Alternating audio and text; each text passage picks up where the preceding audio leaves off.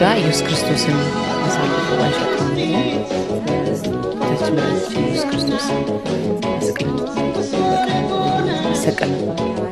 ይሰቀል ነበር ባጭሩ።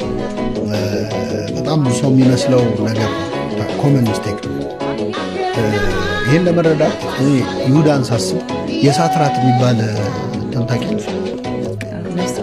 የሆነች በራሪ ነፍስ የእሳት ራት ዙሪያውን ዘላ የምትገባ ይሁዳ ማለት የእሳት ራት ምን ማለት ነው? ረቡዕ ዕለት አይሁድ ተሰብስበው ሸንጎ አደረጉ። ሲናድሪን የሚባለው ሁሌ ዓርብ ረቡዕ የምንጾመው የእነሱ ሸንጎ የወሰኑበት ነው። ምክረ አይሁድ ያን ቀን ተሰብስበው ይህንን የናዝሬቱን ኢየሱስ መስቀልና መግደል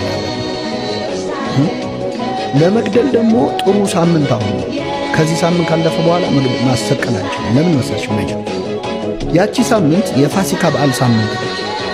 የፋሲካ በዓል ሳምንት ሲሆን በየአገሩ ሁሉ የተበተኑ እስራኤላውያን በዓል ሊያከብሩ ይመጣሉ።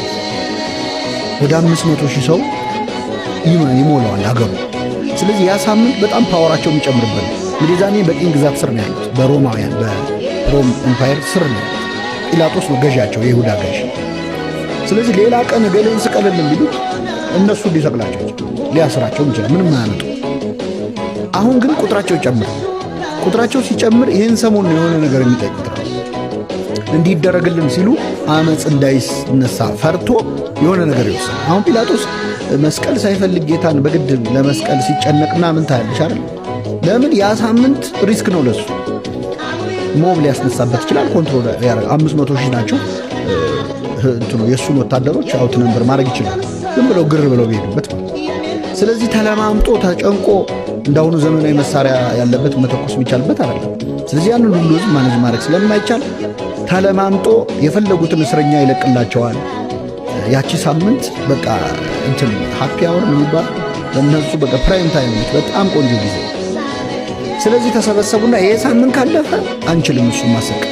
እኛ ደግሞ የምንፈልገው እንዲሞት አይደለም እንዲሰቀል ነው። አይሁድ ክርስቶስ እንዲሞት አይደለም የሚፈልጉ።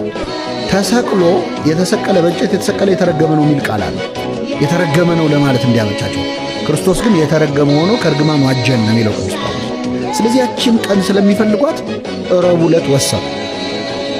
በቃ መገደል አለበት መሰቀል አለበት ብለው ሲወጡ በር ላይ ማንን አገኙት? ይሁዳ ይሰቀል ብለው ወሰኑ።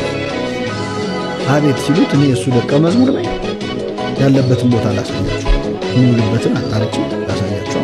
ሰላይ ተገኘ ማለት ፋሲሊቴት የሚያደርግ እሺ ብለው ስንት ተሰጡ?